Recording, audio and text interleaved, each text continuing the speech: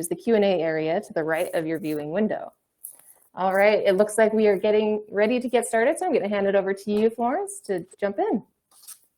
Thank you so much. Good afternoon, everyone. It is a pleasure to be with you this afternoon. My name is Florence French Fagan. Minerva, hello, I see you as one of the attendees. It's nice to see you. I am the Southeast Regional Organizer with Bread for the World, and I am joined by my colleague Sergio, who will introduce us and give us a brief overview as to who Bread for the World is. Thank you so much, Florence, and thank you to the Alliance for inviting us to do the racial wealth gap simulation. So, who is Bread for the World? So, Bread for the World is a Christian advocacy organization urging our elected officials, to envision a world without hunger and poverty. And, we do so by equipping folks around the country how to advocate for policies that would, take us to a world without hunger and poverty. So when Bread for the World talks about our mission as ending hunger and poverty, we're talking about addressing root causes of hunger. So that's what we're going to be focused on today. So the picture that you're looking at on your screen is the difference between equality and equity. Equality, as it's pictured here, shows that everyone has a bicycle, but not everyone is able to ride their bicycle or is comfortable riding their bicycle. Equity, as depicted in this picture, shows you that changes have been made to each bicycle so that now everyone can ride the bicycle and ride it comfortably. So when we're talking about policy and programming and looking at them through a racial equity lens, this is what we are talking about. What tweaks do we have to make so that there is an equitable outcome for everyone? We talk about 4 forms of racism very briefly. The first is internalized racism. Another word for that is unconscious bias. It's those thousands of thoughts that we have in our minds every day that we're not even really aware of. We're sort of going on autopilot. Interpersonal racism is how some of those thoughts can manifest themselves in our relationships with others, especially people who are different from us. Structural and institutional racism is what we're going to be looking at in these 13 federal policies today, how they are woven into the foundation of this country and impacting all of our systems, our banking system, our education system, our incarceration, voting, etc.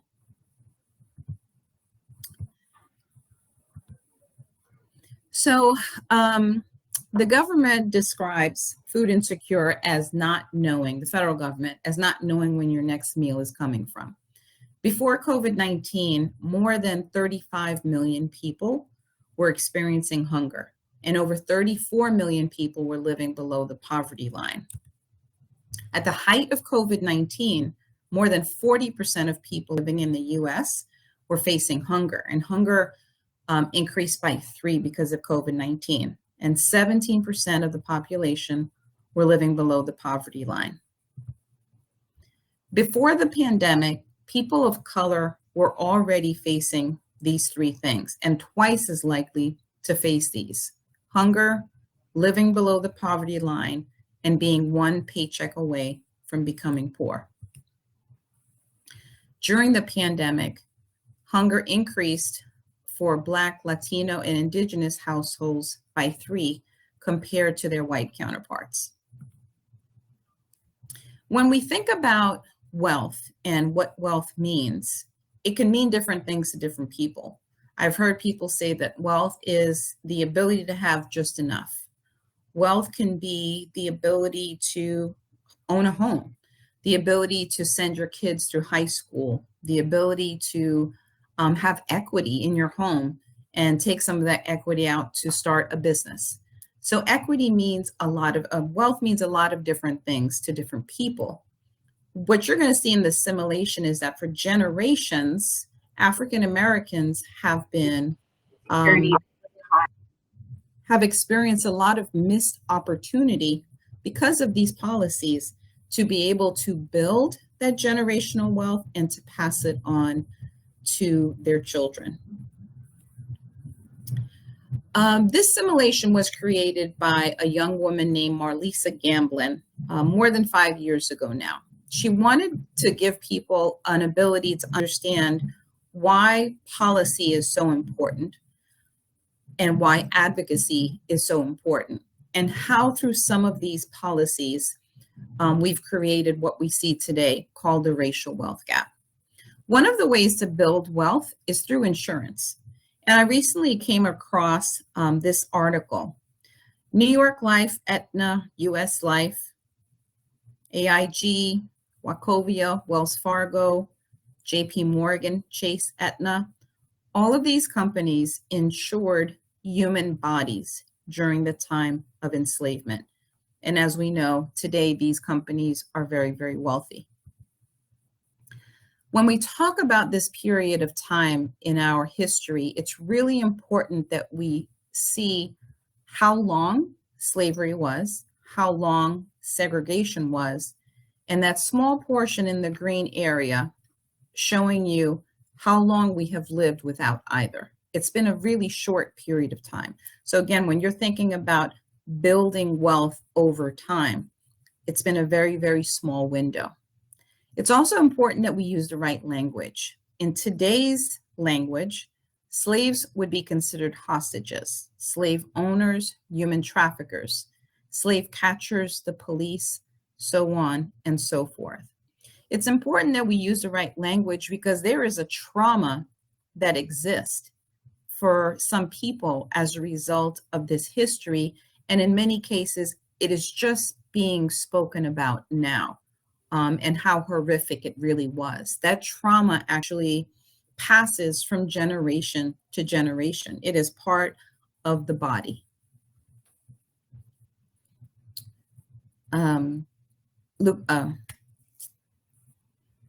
Sorry, I'm having a senior moment. Sergio, why don't you cover this part here? Thank you, Florence. Yeah, so what are some of the goals of this simulation? Is to understand why racial inequities are important to addressing the structural inequities, right? To really understanding some of the policies that have been passed and how they have contributed to creating this structural inequities. Also, discussing why racial equity matters within our own organizations, congregations, or our own communities. And also, how do we incorporate a racial equity lens into what we do daily, right? It's not something we just talk about, but also something we embody in the way we do our work, we advocate, or we relate to others in our workspaces. How do we have racial equity? And it's also how do we feel more comfortable explaining, the importance of applying a racial equity lens when it comes to working towards ending this goal of ending hunger and poverty. Right, it's hugely important to have this equity lens in order to understand and to do this work. Exactly. Thank you so much, Sergio. So this is instructions for the simulation for the next few minutes. There are going to be 13 policy cards. Sergio will read the policy and I will read the action. There are 3 action cards. You will either earn or lose money, land, or lost opportunity. So at the end of each policy, you're going to take an action based on whether you are a Black participant or a white participant. So I'm going to ask you now, if in your life you identify as Black, I would like you to be a white participant for the purpose of the simulation. And if you identify as white, I'd like you to be Black for this simulation.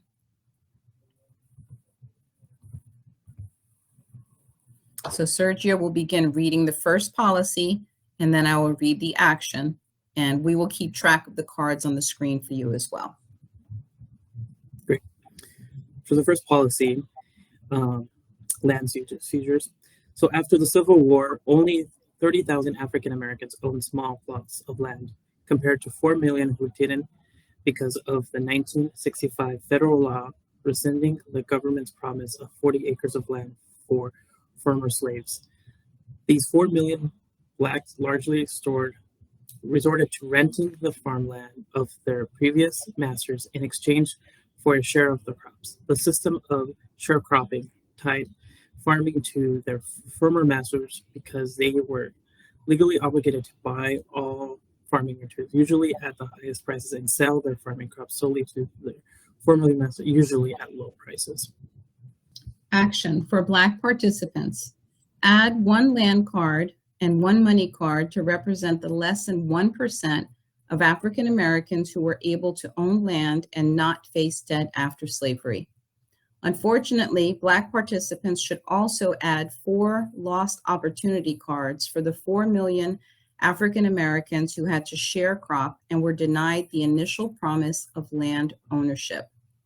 Buying farm supplies from the landowner at higher prices only to sell their crops back at lower prices resulted in African Americans facing higher levels of debt and higher rates of hunger. So after policy number 1, Black participants have 1 money card, 1 land card, and 4 lost opportunity cards. Sergio, would you like to speak a little bit about the Black Farmers Act? Yeah, as we read about this policy that I shared, right? Even though there was this huge promise of land that they were going to receive, that was not the case. And with the land that some folks did have, over the last century, Black farmers have lost almost 90% of their farmland. And I think the Black Farmers Act that was introduced in Congress by Senator Cory Booker, tries to address some of these structural inequities of some of these previous laws that have passed and try to encourage, allow folks to have landowner access to land again to recover what they have lost or they were promised. Thank you for that, Sergio.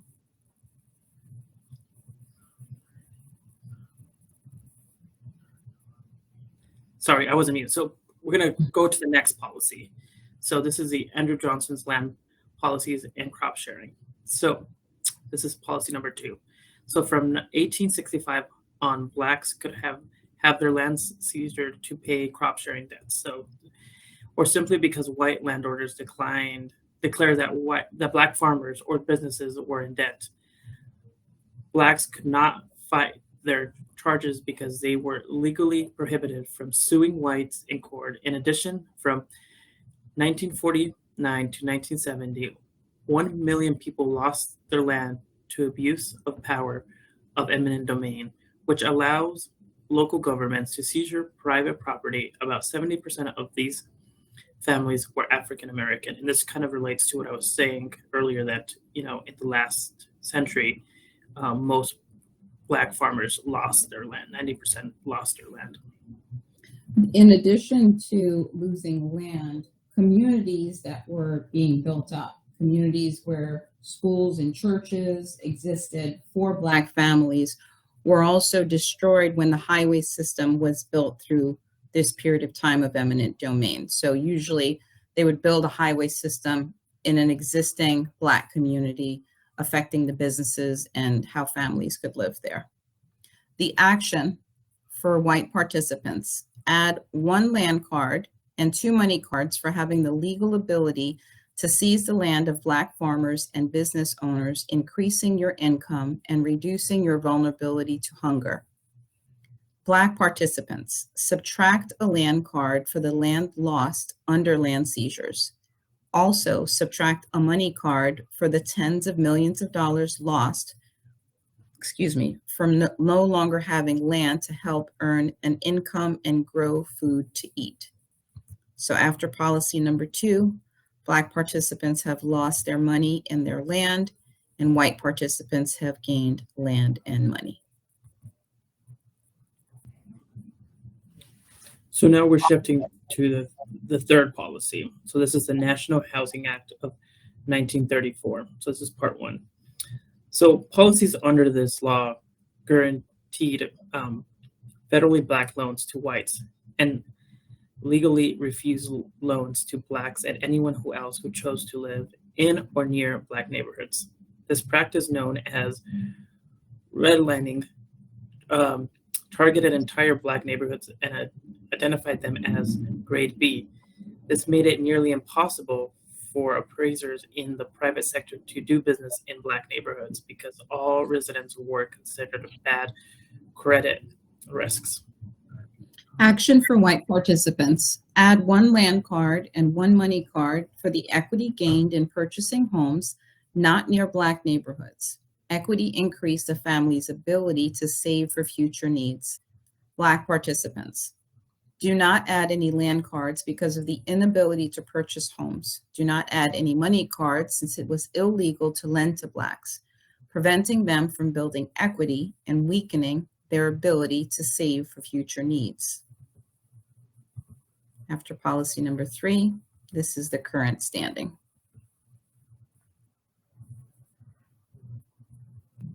So part 2 of this policy of the National Housing Act of 1934. Since this legislation prevented Blacks from receiving federally backed home mortgages, whites usually purchased homes in Black neighborhoods and then sold housing contracts to Blacks who wanted to become homeowners, often 2 or 3 times the amount of the mortgage.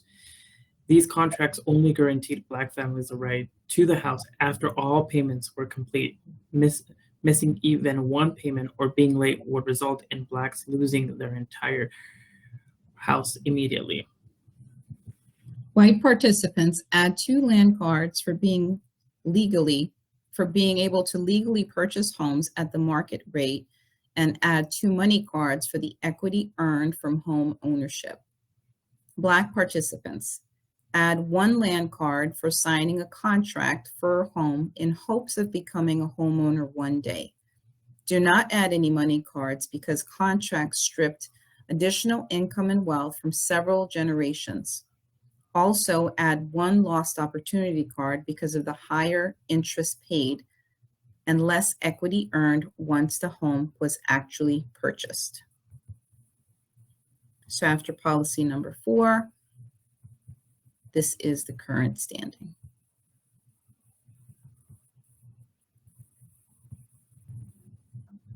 So redlining of all the policies that we're going to go through today is probably one of the most impactful ones. You'll see that most of these policies, even though they date back as far as the 1800s, still impact us today. Redlining still impacts us because it has affected our educational systems. All over the country, you will find that the same communities that were redlined back in the 1800s are the communities where you'll have the highest rates of poverty, where you'll have food deserts or food swamps, where you have poor health outcomes and all other kind of lower resourced situations.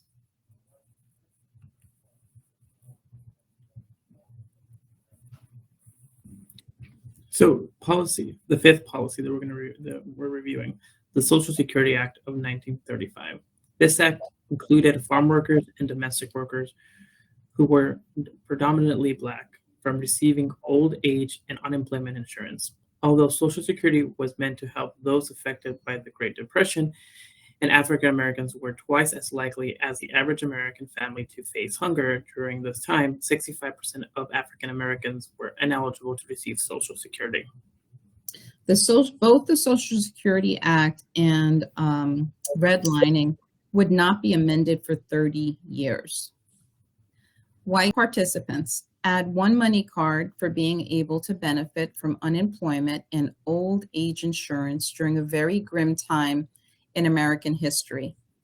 Black participants add 1 lost opportunity card for the inability to benefit from unemployment insurance, even though African Americans were between 2 and 3 times as likely as whites to experience poverty and hunger. So after policy number 5, this is the current standing. So shifting to the next policy, policy 6, the Fair Labor Standards Act of 1938.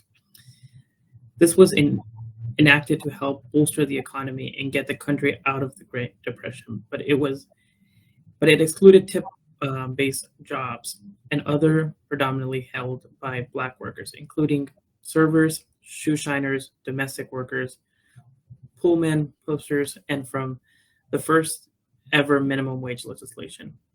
Even though the Black unemployment and hunger and poverty rates were at least twice of those of whites during the Great Depression, the very policies meant to alleviate economic strain were withheld from the Black community.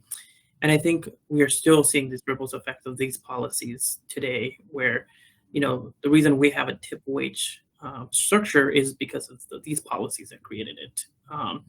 That you are paid hourly, in some states, $2 to workers plus whatever the tip wage is. There's a huge movement around the country to get tip wage workers to make minimum wage plus tips to eliminate, the ripple effects of this legislation that passed in the 1930s. Action for white participants. Add one money card for being able to benefit from unemployment and old age insurance during a very grim time in American history. Black participants. Add one lost opportunity card for being stuck in tip-based occupations that did not offer a minimum wage to help families survive during the Great Depression. This made it even harder for them to get back on their feet and build for the future. After policy number 6, this is where we stand. So shifting to the next policy, policy 7, the GBI Bill of 1944. This was enacted to help World War II veterans adjust to civilization life by providing low-cost home mortgages, low-interest business loans, tuition assistance, and unemployment insurance. Unfortunately, Black veterans were excluded from many of these benefits. Sergio, can you make the correlation between the GI Bill and what this administration was trying to do with the Build Back Better plan? Yeah, I think, the president, when he came into office, he released this ambitious agenda called the Build Back Better, which was trying to address a lot of these inequities that have existed in terms of raising the minimum wage, addressing, making a permanent the child tax credit, adjusting the child tax credit, the earned income tax credit. It also called for boosting our nutrition programs in our children nutrition programs as well. So, and also addressing, tuition assistance, increasing Pell Grants for students as well who, communities, Latinos and Blacks, take out student loans at a way higher rates than whites right now because of this. And providing the Build Back Better was supposed to provide more of those assistances. Exactly. Thank you so much. Action for white participants. Add 2 money cards and 1 land card for the opportunities you receive, such as government guaranteed housing loans, which helped build the American middle class. Black participants. Only one, if we were doing this in person and we were sitting around at a table, only one Black participant at each table would add a money card. So only one Black participant adds a money card, representing the few African Americans who had access to some benefits of the GI Bill. All Black participants add 1 lost opportunity card for not being able to benefit from the GI Bill, even though they too had fought for the United States in World War II. As a matter of fact, during this time, every demographic benefited from the GI Bill. Japanese American, Mexican Americans, Chinese Americans, Native Americans, and white Americans. The only group that did not benefit or benefit fully were African Americans. What you're looking at now is a map showing you communities that were destroyed, mostly through massacres, some through eminent domain, dating back as far as 1863. Some of you may have heard of the Black Wall Street and Harlem, but there were communities that existed all over the country where there was a strong Black middle class, like I was saying earlier, where a regular community existed, and they were destroyed.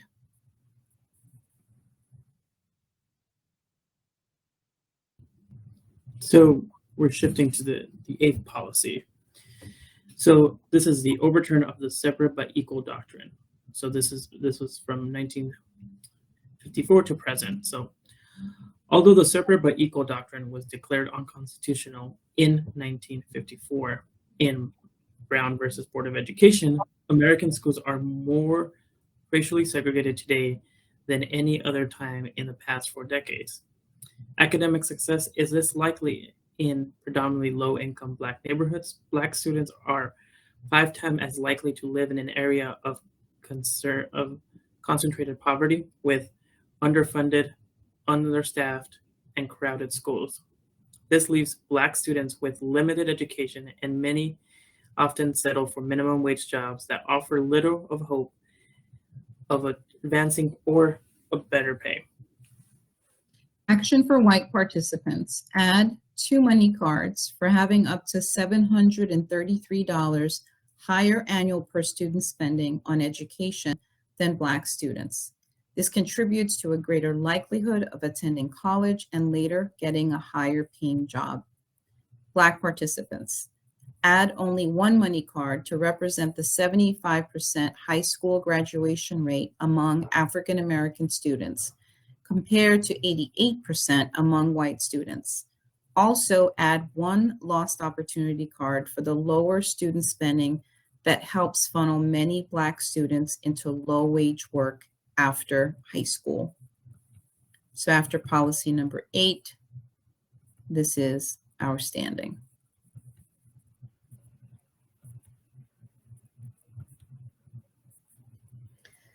So as the policy mentioned, the schools are more segregated than they ever have been before.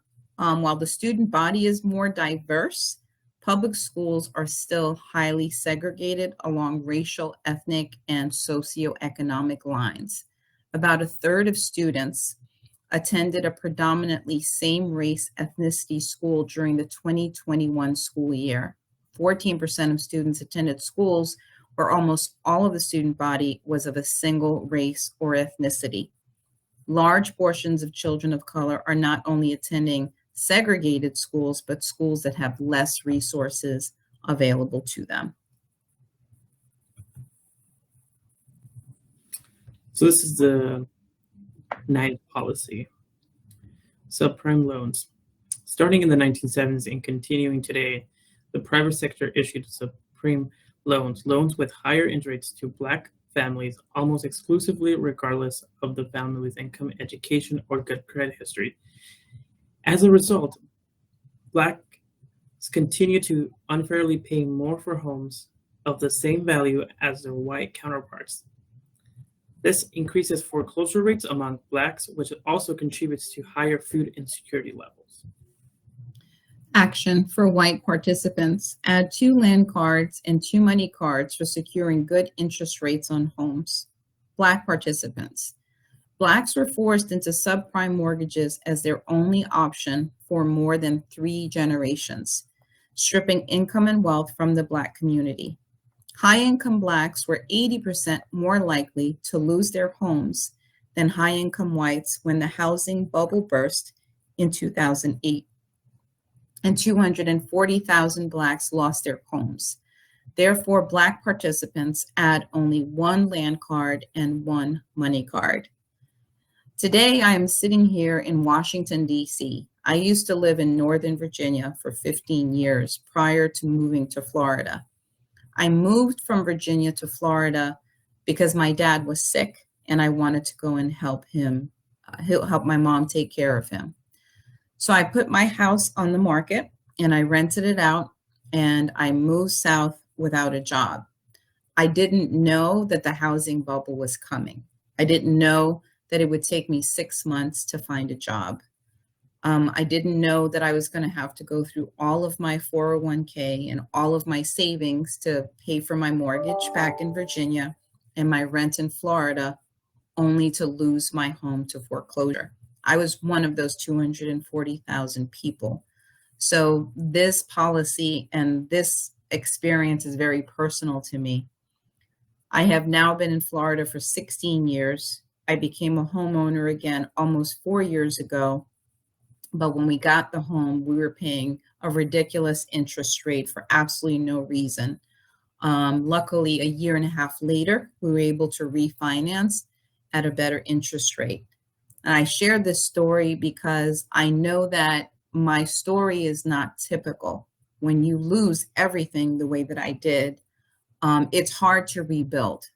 But the reason I was able to rebuild was because I do come from a strong middle-class family. So I had a support system there, and I'm a person of faith. So God took care of me. So the action, oh, we already did that, sorry. So this is the standing after subprime lending.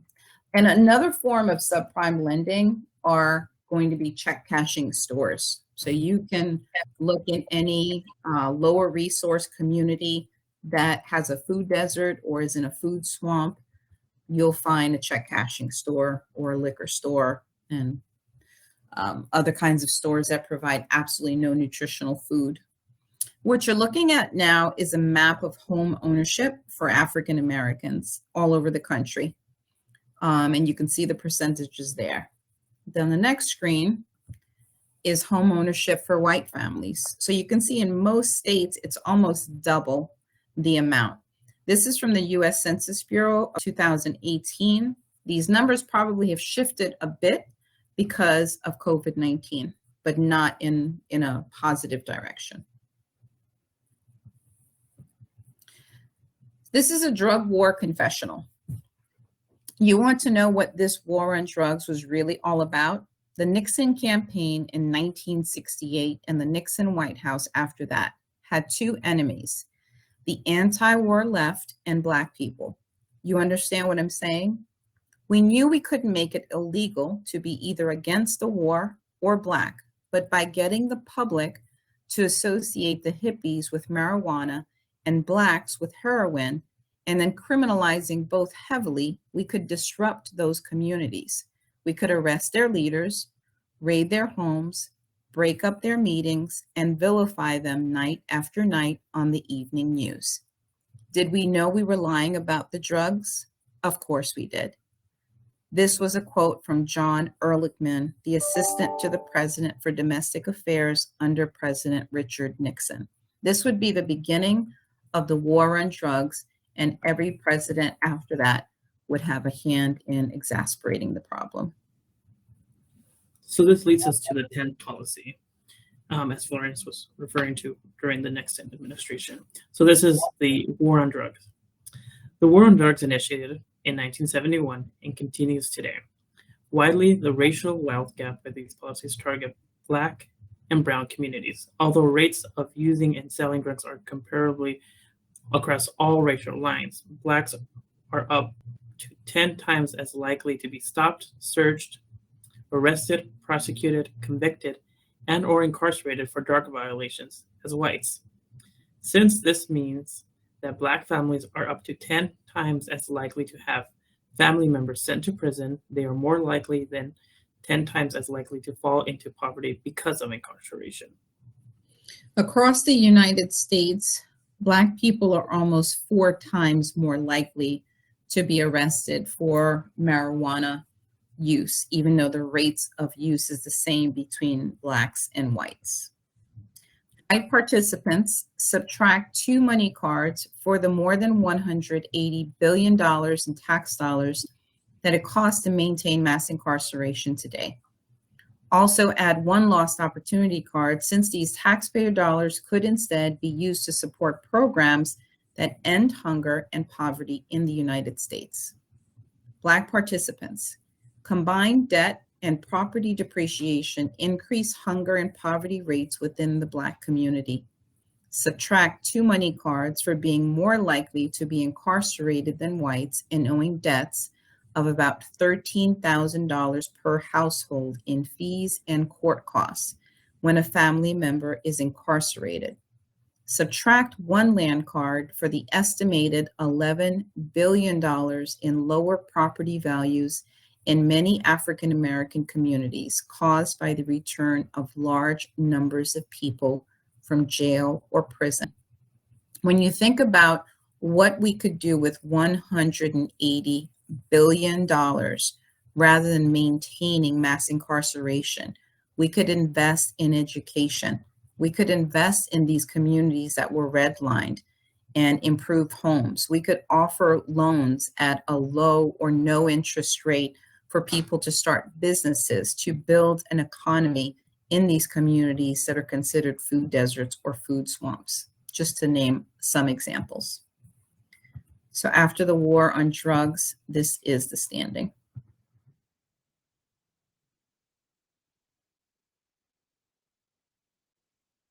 You'll notice that this is the only policy as a white participant where you will lose money and gain lost opportunity, but so will your fellow Black participants. So in this policy, nobody is a winner.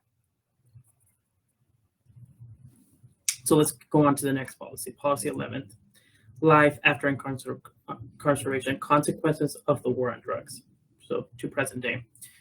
When people are released from jail or prison, they are hoping for a second chance, but they face more than 48 separate restrictions, known as collateral consequences. Some examples of lifelong penalties include being banned from the right to vote in some states, being prohibited from applying to higher paying jobs, being ineligible to participate in social safety net programs such as SNAP, or also formerly known as food stamps, and other restrictions such as being banned from getting a barber's license, and Blacks are up to 10 times as likely as whites to be stopped and are sentenced. They are also 10 times as likely to face these restrictions.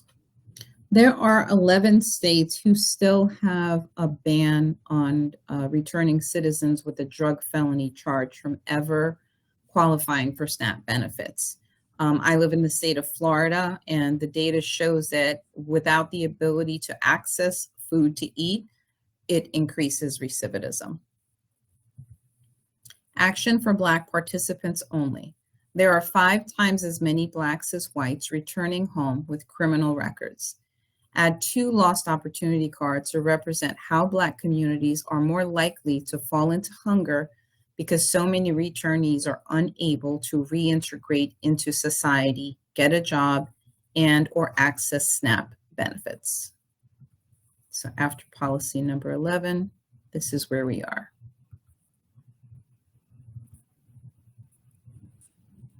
So policy 12, employment discrimination. Although racial discrimination in the workforce was legally abolished in 1964 with the Civil Rights Act, racial discrimination continues among all education levels and job sectors. For example, Blacks are twice as likely not to be called back after they're completing their job application or interview. In addition, the gap between the hourly pay of Blacks and whites has grown from $3.55 an hour in 1979 to $6.73 an hour in 2016. Remember I told you it took me 6 months to find a job, and I have now been in Florida for 16 years, and I'm still only 3/4 of the way of where I was in my salary in Virginia. White participants had too many cards for being twice as likely to receive a call back for a job and for earning an average of $14,000 a year more than your Black peers. Black participants add 2 lost opportunity cards for being 2 times less likely to receive a job callback and for earning an average of $14,000 a year less than your white peers. Doing the math shows that racial discrimination in the workforce costs Black workers at least $600,000 over the course of their working years. The Federal Reserve Bank offered webinars at the height of COVID-19, where they were looking at every area of our society and how racism has impacted it. Just looking at closing that gap, that salary gap on making sure that people are paid equally would affect the GDP, the bottom line. Just doing that one thing. It wouldn't even require a policy change. They also presented other policies, but that one always sticks out to me because that would just be such a simple thing to do. So after the employment discrimination policy, this is where we stand.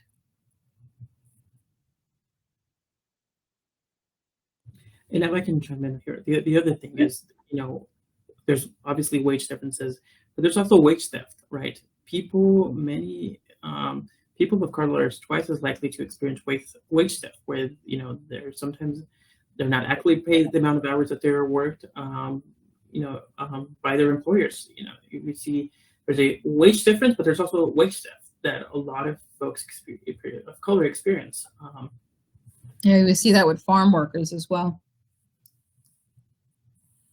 So even with an advanced degree, there is a significant wage gap compared with Blacks and whites.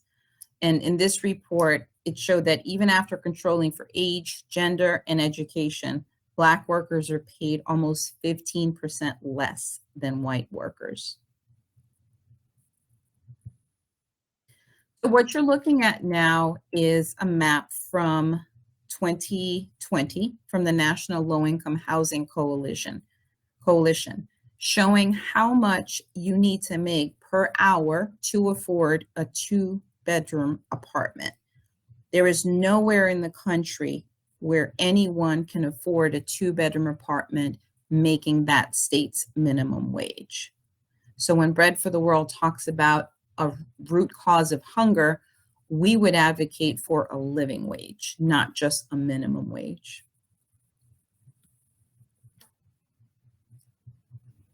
So this is the 13th policy that we're going to talk about. The voting restrictions from 1980 to present day.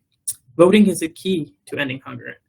As early as 1890, Blacks faced organized campaigns to prevent them from voting, including bias, literacy tests, poll taxes, and lynching.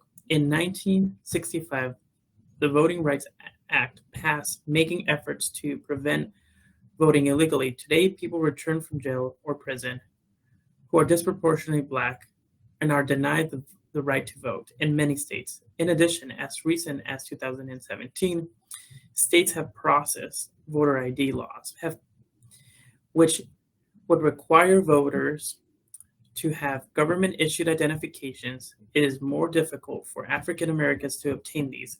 1 in 4 barriers compared with 1 in 10 whites. Barriers include, for example, having to pay up $150 for an acceptable copy of a birth certificate and social security card, travel costs, and time taken off work.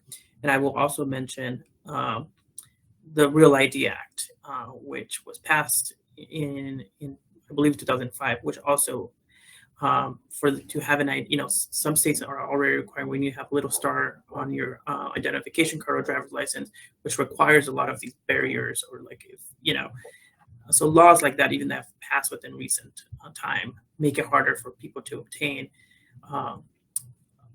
what's a federally recognized ID. I see this every time I enter the security line at an airport. I didn't realize that this was a result of a law. Wow. All right, Black participants, add 1 lost opportunity card for 1 being prevented from voting in the early 1900s, when the votes of Black people might have prevented some of the harmful laws mentioned in this simulation from being enacted, and 2, still facing voting restrictions that disproportionately impact Black communities and weaken efforts to improve policies that end hunger and poverty. And this is our final standing after policy 13. So I was in Montgomery, Alabama recently at the Equal Justice Institute, and they have a makeshift voting booth. In this voting booth, this piece of paper was taped on the wall. You had to be able to answer all of these questions to be allowed to vote. I won't read all the questions, but some of them are pretty, well, they're all silly, but some of them are sillier than others. How many seeds are in a watermelon? Draw 5 circles below that have 1 common interlocking part. How may the county seat be changed on the constitution of your state? How many jelly beans are in the jar in front of you?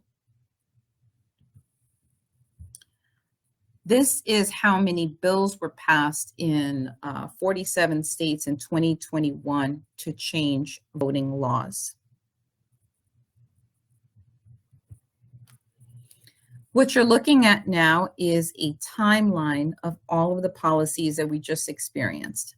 This was created by a current board member of Bread for the World, Miriam Mangesti, with St. Luke's United Methodist Church. She wanted something on one, she prints it out and she put it on a card.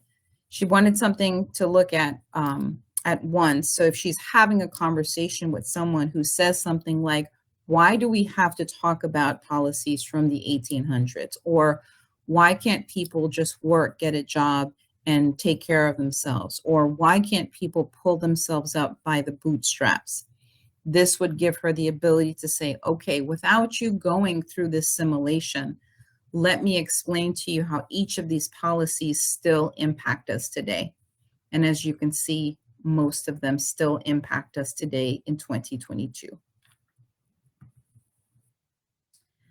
So if you are a Black participant, you have 14 lost opportunity cards, 2 land cards, and only 1 person has a money card.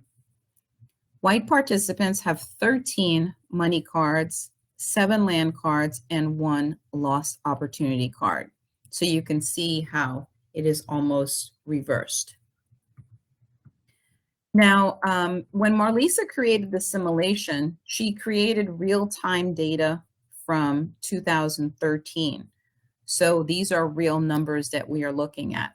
The median net worth of a white household in 2013 was 141 compared to 11,000 for a Black household, giving you a ratio of 13 to 1.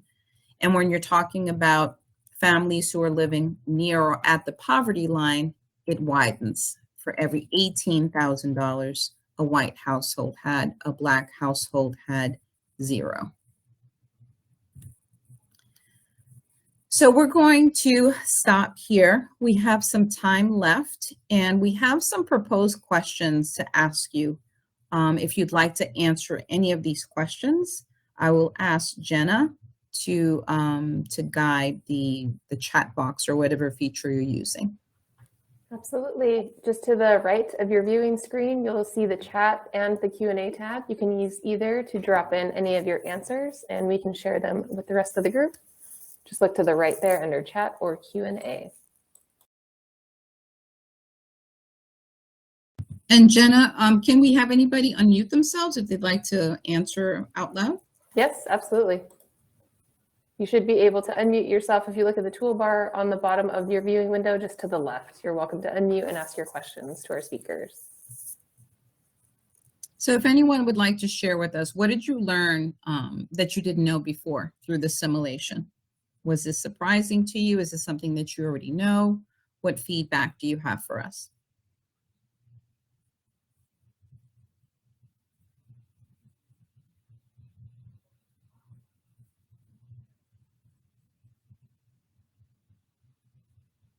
We have a shy group here, huh?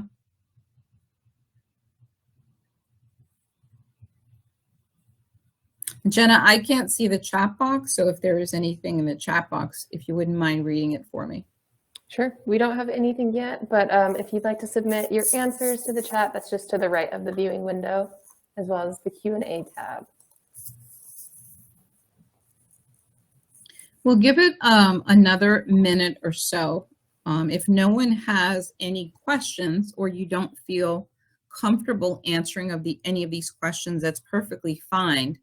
I'm going to ask Sergio to share some of the initiatives that we're looking at in the Farm Bill as a result of some of these things that we've seen in the simulation today.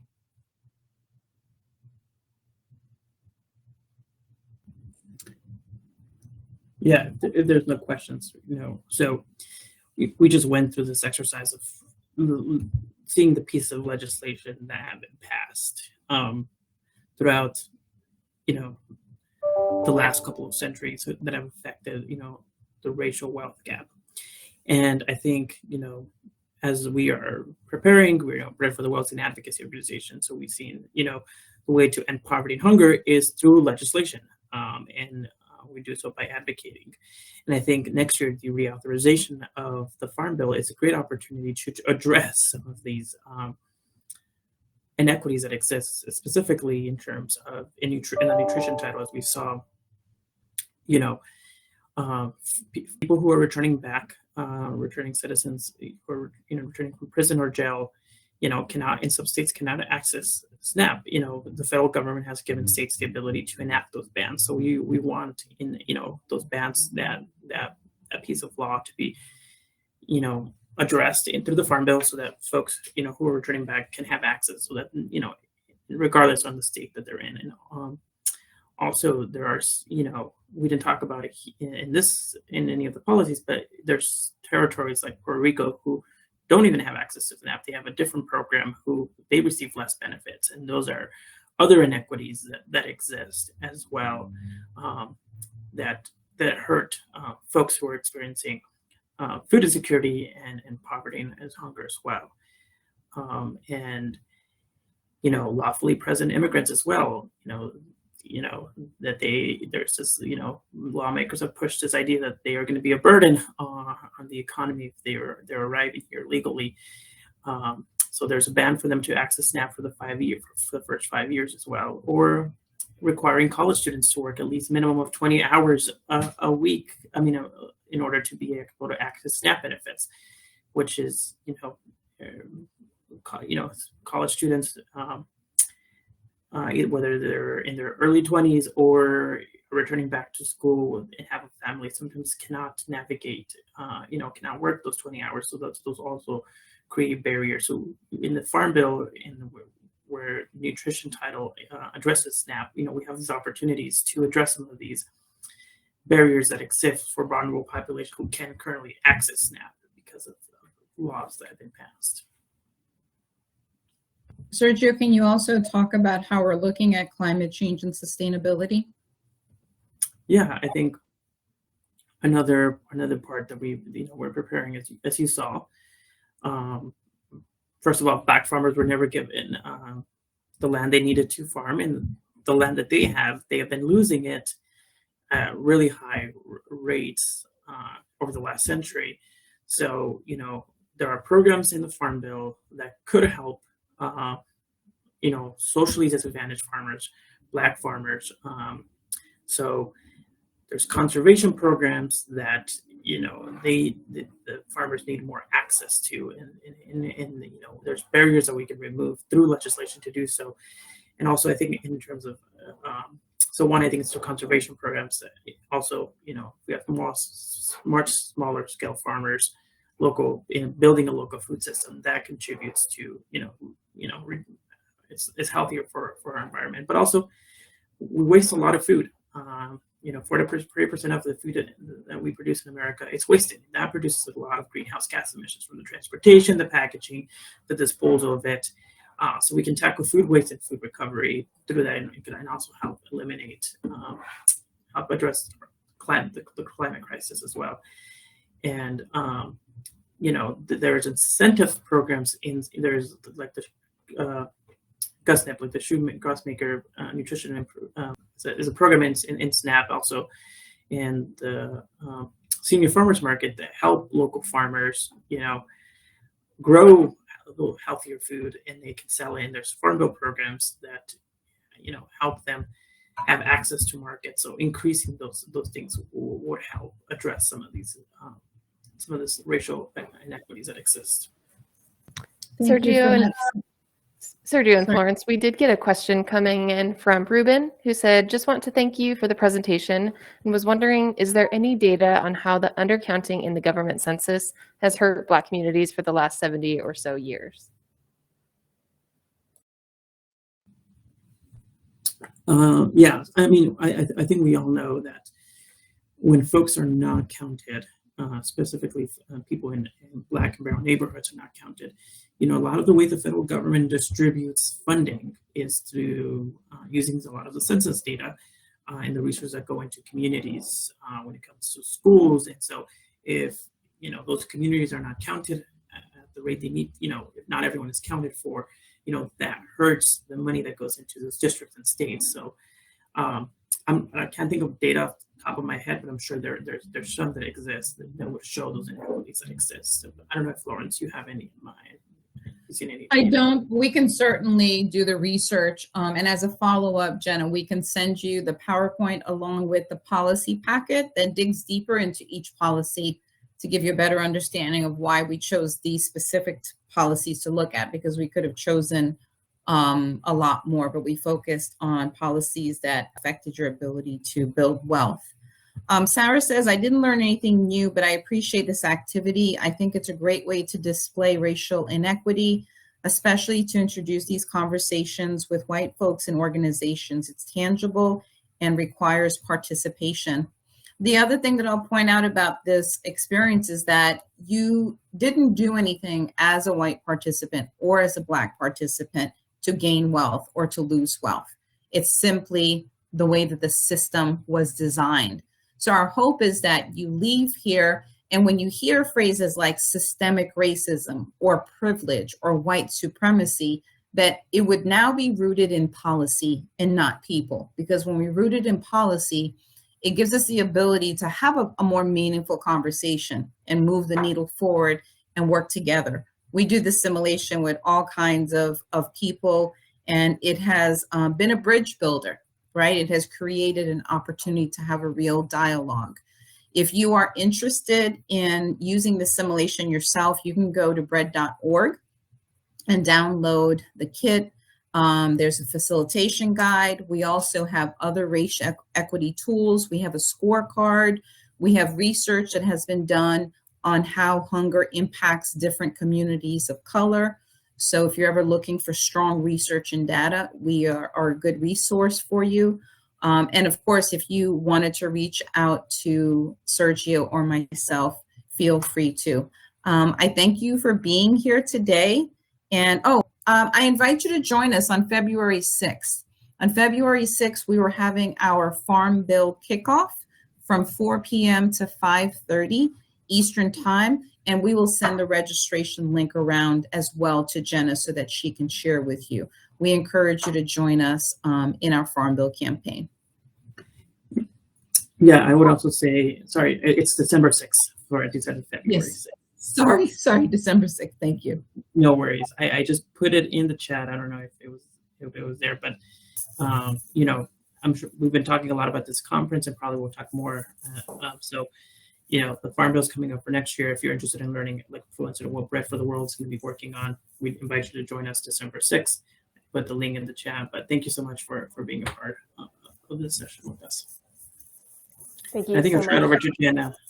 Yeah, thank you so much for everyone for joining us. Thank you so much to Florence and Sergio for that simulation and that really important conversation. I know I definitely learned a lot, so I thank you for that. Up next is a 30-minute break, an opportunity to check out our on-demand content in the lobby. We'll then begin the next set of the 5 workshop sessions. To join one of the 5 sessions, all you have to do is click workshops in your navigation bar to the left of your screen, and you can view all 5 of the workshops being offered by clicking the blue arrow to the right, then click enter the session. That concludes our workshop. So to exit the session, please click on the red phone icon at the bottom of your screen now, and then click leave. Have a great rest of your day. Thank you, Jenna. Yeah, good job.